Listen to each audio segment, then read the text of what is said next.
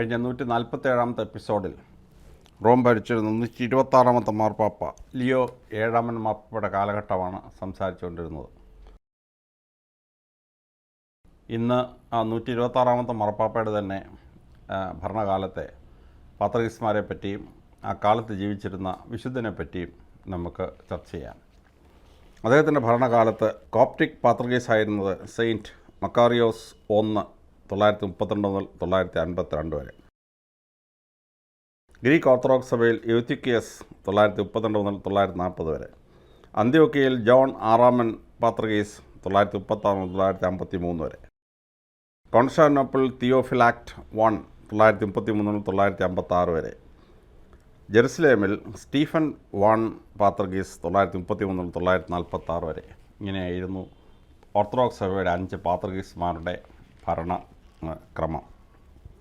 ഈ കാലഘട്ടത്തിൽ ജീവിച്ചിരുന്ന വിശുദ്ധനാണ് വെഞ്ചസ്ലാവ് എന്ന് പറയുന്ന വിശുദ്ധൻ. 907 ജനിച്ച് 938 മരിച്ച വിശുദ്ധൻ.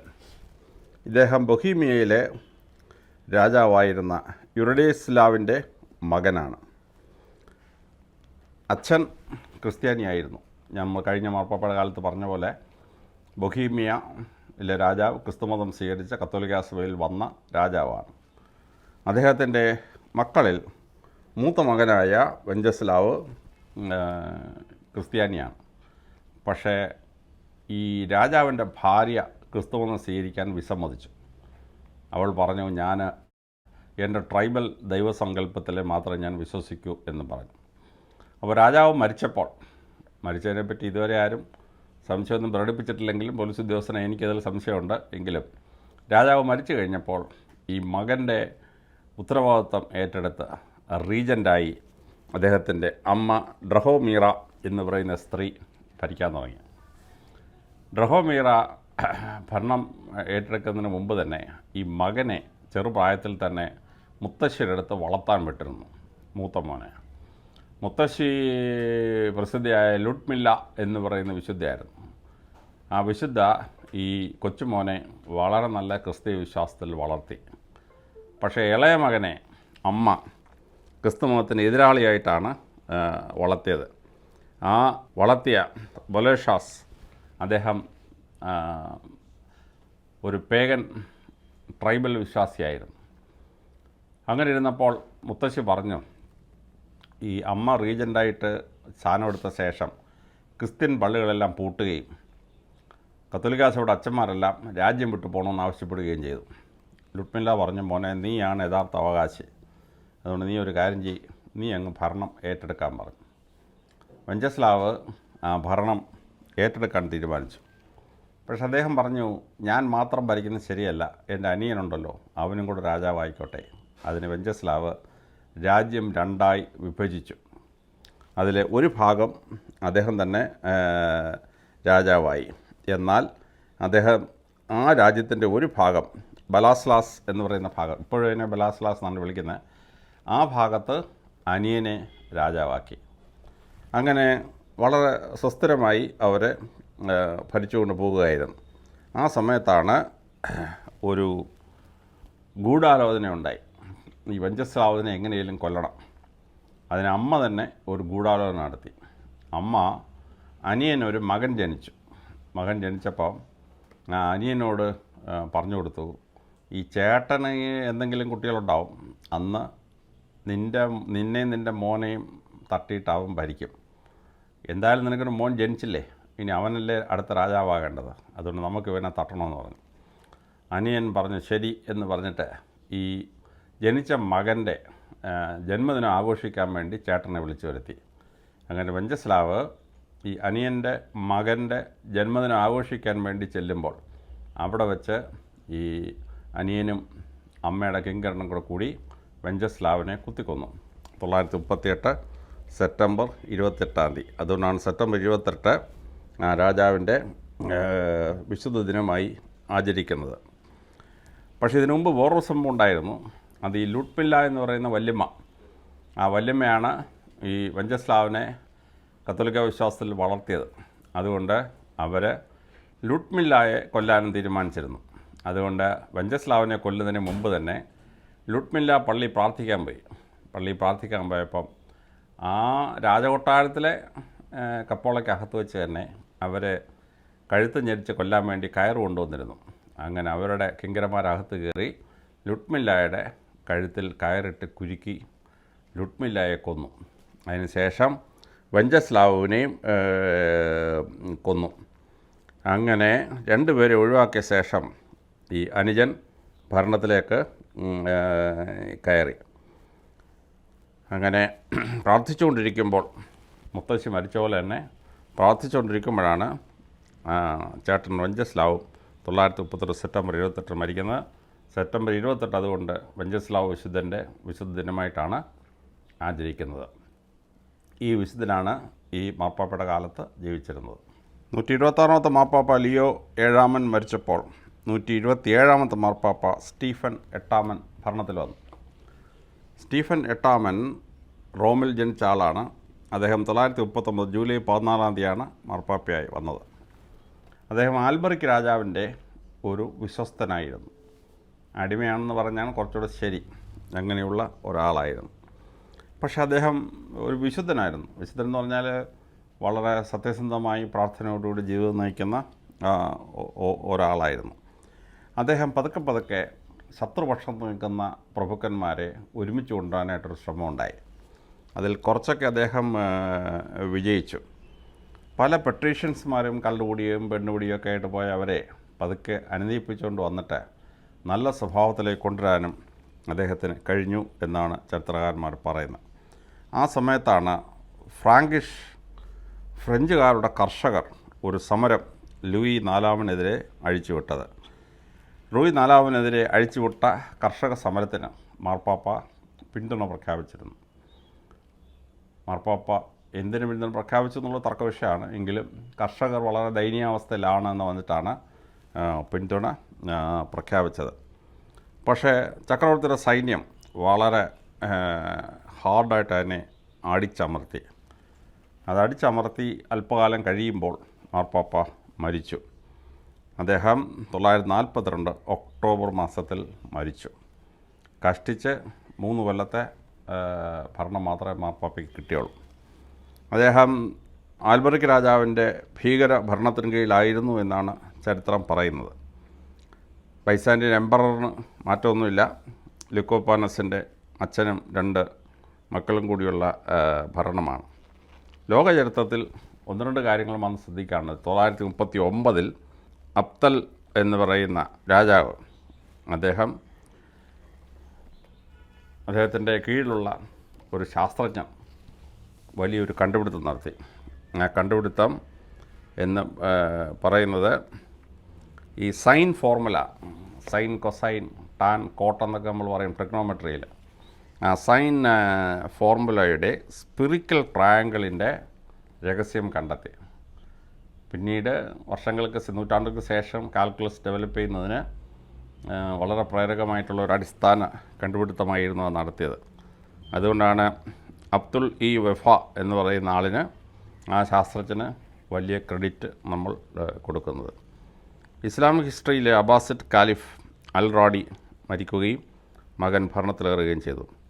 941 രാജ് ഖാൻ എന്ന് പറയുന്ന രാജാവ് മരിക്കുകയും കുട്ടാക്കോണിൽ പുതിയൊരു രാജാവ് വരികയും ചെയ്തു. 942 ഇബൻ റീഖ് എന്ന് പറയുന്ന രാജാവ് വീണ്ടും ഇറാഖിൽ ഭരണം പിടിക്കുകയും ബാഗ്ദാദ് കേന്ദ്രമാക്കി ഭരിക്കുകയും ചെയ്തു. ഈ വർഷങ്ങളിൽ പാത്രീസ്മാർക്ക് മാറ്റമൊന്നും ഉണ്ടായില്ല. അവർ 5 പേരും അതുപോലെ തന്നെ തുടരുകയാണ്. തുടരുന്ന കാലഘട്ടത്തിലാണ് ഈ 3 വർഷം വരുന്നത്. ഈ മാർപ്പാപ്പയുടെ കാലത്ത് വളരെ പ്രസിദ്ധനായ ഒരു വിശുദ്ധൻ ജീവിച്ചിരുന്നു. ആ വിശുദ്ധൻ്റെ പേരാണ് ഓഡോ എന്ന വിശുദ്ധൻ. ഓഡോ വിശുദ്ധൻ 877 ജനിച്ച് 942 മരിക്കുന്നത്. അദ്ദേഹം ക്ലൂണിയിലെ പ്രസിദ്ധമായ മൊണാസ്ട്രിയിൽ ജീവിച്ചിരുന്ന ആളാണ്. 877 ക്രിസ്മസ് ദിനത്തിൽ അക്കിറ്റോയിലെ പ്രഭു ചെന്നിട്ട്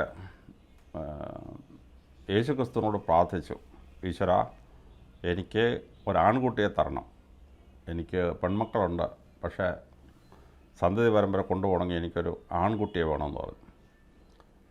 അദ്ദേഹം പ്രാർത്ഥനയെല്ലാം കഴിഞ്ഞ് തിരിച്ചു വന്നപ്പോൾ ഒരു മാസം കഴിഞ്ഞ് ഭാര്യ പറഞ്ഞു ഗർഭിണിയാണെന്ന് പറഞ്ഞു. അങ്ങനെ ജനിച്ച കുട്ടിയാണ് ഓഡോ. അദ്ദേഹത്തെ വലിയൊരു പ്രഭുവാക്കണമെന്നും അല്ലെങ്കിൽ രാജസദസ്സിലെ വലിയൊരു മിനിസ്റ്റർ ആക്കണമെന്നൊക്കെയായിരുന്നു അച്ഛൻ്റെ ആഗ്രഹം. പക്ഷേ അച്ഛൻ ആഗ്രഹിച്ച പോലല്ല മോന് സംഭവിച്ചത്. മോൻ വളരെ വലിയ ഈശ്വരവിശ്വാസിയും പ്രാർത്ഥനയിൽ ആശ്രയിക്കുന്ന ആളുമായിരുന്നു. അച്ഛൻ പറഞ്ഞു, നിന്നെ ഞാനൊരു മന്ത്രിയോ ഒരു വലിയ സിവിൽ സർവൻറ്റോ ഒക്കെ ആകാനാണ് ആഗ്രഹിച്ചത്. മോൻ പറഞ്ഞു, അച്ഛൻ പ്രാർത്ഥിച്ചിട്ടില്ല, ഞാൻ ജനിച്ചത്. ആ പ്രാർത്ഥന എൻ്റെ ശരീരത്തിൽ അങ്ങ് കയറി പിടിച്ചിരിക്കുകയാണ്, അതുകൊണ്ട് ഞാൻ പ്രാർത്ഥനയിലിരിക്കുകയാണ്, അതുകൊണ്ട് എന്നിൽ നിന്നൊന്നും പ്രതീക്ഷിക്കേണ്ട, ഞാൻ പോവുകയാണെന്ന് പറഞ്ഞ് അദ്ദേഹം അവിടെ നിന്ന് ഇറങ്ങി നേരെ പ്രസിദ്ധനായ മാർട്ടിൻ ഓഫ് ടൂഴ്സ് അദ്ദേഹത്തിൻ്റെ ആശ്രമത്തിൽ പോയി അഭയം പ്രാപിച്ചു. അങ്ങനെ അദ്ദേഹം അഭയം പ്രാപിച്ച് സന്യാസിയായിരിക്കുന്ന സമയത്താണ് ക്ലൂണിയിലെ പ്രസിദ്ധമായ മൊണാസ്ട്രി പണിയുന്നത്. അത് പണിഞ്ഞു കഴിഞ്ഞപ്പോൾ സഭ തീരുമാനിച്ചു ഇദ്ദേഹത്തെ ക്ലൂണിയിലെ ബെനഡിക്റ്റിൻ ആശ്രമത്തിൻ്റെ ആബട്ടായി നിയമിക്കണമെന്ന്. അദ്ദേഹത്തെ അവിടെ കൊണ്ടുപോയി ആബട്ടാക്കി. അദ്ദേഹം ആബട്ടിനെ പരിഷ്കരിച്ചു. ബെനഡിക്റ്റിൻ ഓർഡറിൽ വലിയ മാറ്റങ്ങളൊക്കെ വരുത്തി. അതിനുശേഷം അദ്ദേഹം ഈ പ്രഭുക്കന്മാർ തമ്മിലുള്ള വഴക്ക് പറഞ്ഞു തീർക്കാനും ഈവൻ രാജാക്കന്മാരുടെ ഇടയിൽ വഴക്ക് പറഞ്ഞു തീർക്കാനും ഒക്കെ മാർപ്പാപ്പയും ഒക്കെ പലപ്പോഴും ഇദ്ദേഹത്തെ ഉപയോഗിക്കാറുണ്ടായിരുന്നു. അദ്ദേഹം വളരെ ഭംഗിയായി അതൊക്കെ നിർവഹിച്ചു. അങ്ങനെയിരിക്കെ അദ്ദേഹത്തിന് റോമിലേക്ക് വരാനൊരു ക്ഷണം കിട്ടി. റോമിലേക്ക് പോകാൻ വേണ്ടി അദ്ദേഹം യാത്ര പുറപ്പെട്ട് പോകുന്ന വഴിക്ക് അദ്ദേഹത്തിന് കലശലായ രോഗം പിടിപെട്ടപ്പോൾ അദ്ദേഹം പറഞ്ഞു, എന്നെ റോമിലോട്ട് കൊണ്ടുപോകരുത്, എന്നെ നേരെ മാർട്ടിൻ ഓഫ് ടൂഴ്സിൻ്റെ ഞാൻ ചെറുപ്പത്തിൽ വളർന്ന ആ ആശ്രമത്തിലേക്ക് കൊണ്ടുപോകണമെന്ന് പറഞ്ഞു. അങ്ങനെ മാർട്ടിൻ ഓഫ് ടൂഴ്സിൻ്റെ ആശ്രമത്തിൽ കൊണ്ടുപോയപ്പോൾ മാർട്ടിൻ ഓഫ് ടൂഴ്സിൻ്റെ വിശുദ്ധ മാർട്ടിൻ്റെ പാദാന്തികത്തിൽ വെച്ച് അദ്ദേഹം സാവധാനം മരിച്ചു. അദ്ദേഹം അങ്ങനെ നവംബർ 8-ന് 942 നവംബർ 8-നാണ് 18-നാണ് മരിക്കുന്നത്. അതുകൊണ്ട് ഈ മാർപ്പാപ്പയുടെ 3 വർഷക്കാലത്തിലാണ് ഈ വിശുദ്ധൻ്റെ മരണവും ശ്രദ്ധേയമായ നേട്ടങ്ങളും. 127-ാമത്തെ മാർപ്പാപ്പ സ്റ്റീഫൻ 8-ന് ശേഷം 128-ാമത്തെ മാർപ്പാപ്പ മരീനസ് രണ്ടാമൻ ഭരണത്തിൽ വന്നു. 942 മുതൽ 946 വരെ 4 വർഷം അദ്ദേഹം പാപ്പാസ്ഥാനത്തിരുന്നു. അദ്ദേഹം റോമിൽ ജനിച്ച ആളാണ്. 942 ഒക്ടോബർ 30-നാണ് മാർപ്പാപ്പയായത്. മുമ്പുണ്ടായിരുന്ന 2 മാർപ്പാപ്പമാരെ പോലെ ഈ മാർപ്പാപ്പയും ആൽബറിക് രാജാവിൻ്റെ സ്ഥാനാർത്ഥിയായിരുന്നു. മറ്റ് 2 പേരും 3 കൊല്ലവും 2 കൊല്ലവും വെച്ച് ഭരിച്ചുപോയി. അടുത്ത മാർപ്പാപ്പയും രാജാവ് തന്നെ തീരുമാനിച്ച് നടപ്പാക്കുകയായിരുന്നു. അദ്ദേഹം നല്ലൊരു പ്രഭു കുടുംബത്തിലെ ആളായിരുന്നു, പക്ഷേ വളരെ ദൈവികമുള്ള ആളായിരുന്നു. ആർട്ടിസ്റ്റിക് കാര്യങ്ങളിൽ, കലാപരമായ കാര്യങ്ങളിൽ അദ്ദേഹം വളരെ ഇൻട്രസ്റ്റഡ് ആയിരുന്നു. ആർട്ടിസ്റ്റിക് കാര്യങ്ങളിൽ അദ്ദേഹം ഡയസിസിനെ പുനർവിഭജനം ചെയ്യുകയും കൂടുതൽ കലാപരമായി പള്ളികൾ പണിയുന്നതിൽ ശ്രദ്ധിക്കുകയും ചെയ്ത ആളാണ്. അദ്ദേഹം ശ്രദ്ധാപൂർവം പറഞ്ഞു, റോമിനെ നമ്മൾ സ്പിരിച്വൽ ടൂറിസത്തിൻ്റെ തലസ്ഥാനമാക്കി മാറ്റണം. റോമിൽ ഒരുപാട് റെലിക്സ് കൊണ്ടുവന്ന് വിൽക്കുകയും അവിടെ കലാപരമായ കുറേ ഇമ്പ്രൂവ്മെൻ്റ് വരുത്തുകയൊക്കെ ചെയ്ത് അങ്ങനെ വത്തിക്കാനെ നാം കാണുന്ന രീതിയിലാക്കി തീർക്കുന്നതിൽ അദ്ദേഹം വലിയ പങ്ക് വഹിച്ച ഒരാളാണ്. അദ്ദേഹം 946 മെയ് മാസത്തിൽ മരിക്കുകയാണ് ഉണ്ടായത്. എക്ലീസിയാസ്റ്റിക്കൽ ഓർഡേഴ്സിനെ സൃഷ്ടിച്ചാണ് അദ്ദേഹത്തിൻ്റെ വലിയൊരു സംഭാവന. അദ്ദേഹത്തിൻ്റെ കാലത്ത് ബൈസാൻഡിയൻ ചക്രവർത്തിമാർ റൊമാനസ് ലിക്കോപ്പീനസ് തുടർന്ന് 919-944 വരെ, കോൺസ്റ്റന്റൈൻ 7-ാമൻ 919-944 വരെ കോർ റീജൻ്റാണ്. സ്റ്റീഫൻ ലിക്കോപ്പാനസ് 924 മുതൽ 945 വരെ ഉണ്ട്. അടുത്ത മകൻ കോൺസ്റ്റന്റൈൻ ലുക്കാപ്പനസ് 2024 മുതൽ 2045 വരെയാണ്. അച്ഛനും 2 മക്കളും 3-ാമതൊരു യുവരാജാവും വെച്ചിട്ടാണ് ബൈസാൻഡിയൻ ചക്രവർത്തി ഭരിച്ചുകൊണ്ടിരുന്നത്. ലോകചരിത്രത്തിൽ ശ്രദ്ധേയമായിട്ടുള്ളത് 943 ഗ്ലാഡ്സ്റ്റൺബറിയിൽ പ്രസിദ്ധമായ ഒരു അബി സ്ഥാപിച്ചിരുന്നു 700 AD. അത് വലിയ ഒരു സ്കൂൾ ഓഫ് ലേണിംഗ് ആക്കി മാറ്റാൻ സഭ തീരുമാനിച്ചു. അങ്ങനെയാണ് പ്രസിദ്ധമായ Dunstan academy, DUNSTN, Dunstan academy ഉണ്ടായത്. ഗ്ലാഡ്സ്റ്റൺബറി വേദപുസ്തകത്തിലെ മിത്തുകളിൽ വളരെ പ്രധാനപ്പെട്ട ഒന്നാണ് എന്ന് നമ്മൾ മനസ്സിലാക്കിയിരിക്കണം. ഇംഗ്ലീഷുകാർ ആംഗ്ലിക്കൻ സഭയുടെ പാരമ്പര്യത്തിൽ പറയുന്ന പ്രസിദ്ധമായൊരു കഥയുണ്ട്. അതായത് യൗസേപ്പ് പിതാവ് ചെറുപ്പത്തിൽ യേശുക്രിസ്തുവിനെ കൊണ്ട് ഇംഗ്ലണ്ടിൽ വന്നു. അങ്ങനെ ഇംഗ്ലണ്ടിൽ വന്ന് നടന്നു പോകുമ്പോൾ അദ്ദേഹത്തിൻ്റെ കയ്യിൽ ഒരു വാക്കിംഗ് സ്റ്റിക്ക് ഉണ്ടായിരുന്നു. ആ വാക്കിംഗ് സ്റ്റിക്ക് തറയിലങ്ങ് തറച്ചിട്ട് അതൊരു മരമായി കിളിക്കാൻ തുടങ്ങി. അതുകൊണ്ട് വേറൊരു മരത്തിൽ നിന്ന് വാക്കിംഗ് സ്റ്റിക്ക് ഉണ്ടാക്കിയാണ് യൗസേപ്പ് പിതാവ് മടങ്ങിപ്പോയത്. അങ്ങനെ യൗസേപ്പ് പിതാവിൻ്റെ കയ്യിലുള്ള ആ വാക്കിംഗ് സ്റ്റിക്ക് തളിർത്തതാണ് ഗ്ലാഡ്സ്റ്റൺബറി തോൺ എന്ന് പറയുന്ന ചെടി. ഇത് അവാസ്തവമായ ഒരു കഥയാണെങ്കിലും കേൾക്കാൻ രസമുള്ളൊരു കഥയാണ്. ലോകത്തിലെ എല്ലാ സ്ഥലത്തും ഇങ്ങനെയുള്ള മിത്തിക്കൽ സ്റ്റോറീസ് ഡെവലപ്പ് ചെയ്യും. അതിലൊന്നാണ് യൗസേപ്പ് പിതാവിൻ്റെ വടിയും ഗ്ലാഡ്സ്റ്റൺബറി തോണും. എന്നാലും ശരി, ആ ഗ്ലാഡ്സ്റ്റൺബറിയിൽ വളരെ സുന്ദരമായ ഒരു അക്കാഡമി സ്ഥാപിച്ചത് 943. 943 പ്രിൻസ് ഇഗോർ അദ്ദേഹം കോൺസ്റ്റാന്റിനോപ്പിളിലേക്ക് ഒരു റെയ്ഡ് സംഘടിപ്പിച്ചു. പക്ഷേ കോൺസ്റ്റാന്റിനോപ്പിളിലെ സൈന്യം അത് സ്റ്റോപ്പ് ചെയ്യുകയും അവസാനം ഒരു സന്ധിയിലൊപ്പിട്ട് ആ പ്രശ്നം പരിഹരിക്കുകയും ചെയ്തു. 945 കംബർലാൻഡ് ആൻഡ് വെസ്റ്റേൺ മോർലാൻഡ് സ്കോട്ടുകൾ സ്കോട്ട്ലൻഡിലേക്ക് ചേർക്കുന്നത്. അങ്ങനെ സ്കോട്ട്ലൻഡ് ആകെ വിസ്തൃതി നാം കാണുന്ന രീതിയിൽ വികസിക്കാനുള്ള കാരണം ഈ 945 ആക്രമണ പരമ്പരയാണ്.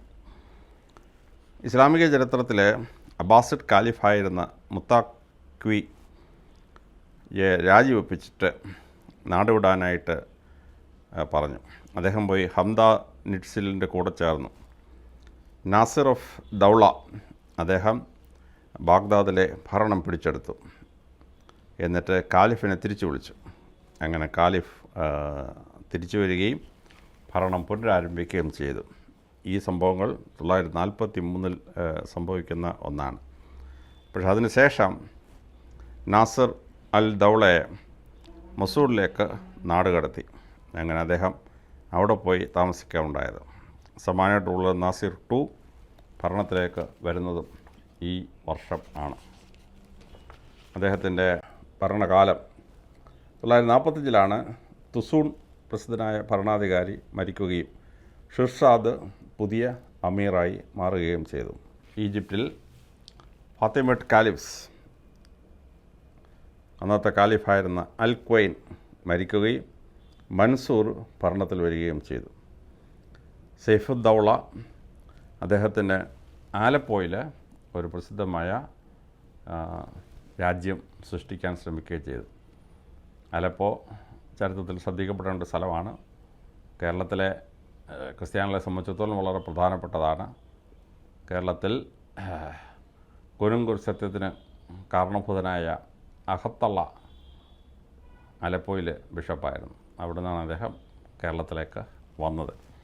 ആ സംഭവങ്ങൾ നിങ്ങൾക്കെല്ലാം അറിയാവുന്നതാണ്. അന്നത്തെ പേട്രിയാർക്ക്, കോപ്റ്റിക് പേട്രിയാർക്ക് സെയിൻറ്റ് മക്കാറിയോസ് 932 മുതൽ 952 വരെ, ഗ്രീക്ക് പേട്രിയാർക്ക് ഐസക് 941 മുതൽ 954 വരെ, അന്ത്യോക്യൻ പാത്രികീസ് ജോൺ ആറാമൻ 936 മുതൽ 953 വരെ, കോൺസ്റ്റാന്റിനോപ്പിൾ തിയോഫിലാക്ട് I 933 മുതൽ 956 വരെ, ജെറുസലേമിൽ സ്റ്റീഫൻ I 933 മുതൽ 946 വരെ. ഇതാണ് ഓർത്തഡോക്സ് സഭയുടെ 5 പാത്രികീസ്മാരുടെ നിര.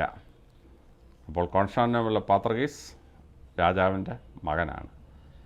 റോമിലെ മാർപ്പാപ്പ ആൽബറിക് രാജാവിൻ്റെ പ്രതിനിധിയാണ്. അങ്ങനെ 3 രാജാക്കന്മാർ ആൽബറിക് രാജാവിൻ്റെ തന്നെ പ്രതിനിധികളാണ്. ആൽബറിക് രാജാവിൻ്റെ അമ്മ മൊറാസിയയുടെ പ്രതിനിധികളായിരുന്നു. അതിനു മുമ്പത്തെ 3 മാർപ്പാപ്പമാർ. അതിൽ മൊറാസിയയുടെ ഒരു മകൻ ആൽബറിക്കിൻ്റെ സഹോദരൻ അതിനിടയ്ക്ക് മാർപ്പാപ്പയായിരുന്നു. ഇത് റോമിലെ മാർപ്പാപ്പമാരുടെ പ്രഭു ഭരണത്തിൻ്റെ ഒരു ലക്ഷണമായിരുന്നു. അപ്പോൾ ഇങ്ങനെ രണ്ട് റോമിലെ മാർപ്പാപ്പയും കോൺസ്റ്റാന്റിനോപ്പിളിലെ പാത്രികീസും അതാത് രാജ്യത്തെ ഭരണാധികാരികളുടെ നിയന്ത്രണത്തിൽ വന്ന ഒരു കാലം കൂടിയായിരുന്നു ഈ കാലം.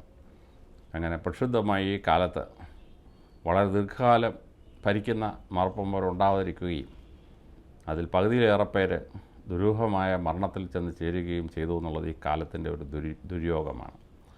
അന്ധകാര യുഗം എന്ന് നമ്മൾ വിളിക്കുന്ന ഈ കാലഘട്ടത്തിൽ ഇത്രയും അന്ധകാരമേ ഉണ്ടായുള്ളൂല്ലോ എന്ന് ആശ്വസിക്കുകയാണ് നമ്മെ സംബന്ധിച്ചിടത്തോളം കരണീയം. ഈ അന്ധകാര യുഗത്തിൻ്റെ എഫക്റ്റ് ഇനിയും 1-2 നൂറ്റാണ്ടുകൾ കൂടി നിൽക്കും എന്ന് നമുക്ക് അറിഞ്ഞിരിക്കേണ്ടതാണ്. ഇനി അടുത്ത എപ്പിസോഡിൽ നമുക്ക് അടുത്ത മാർപ്പാപ്പയെ പറ്റി ചർച്ച ചെയ്യാം.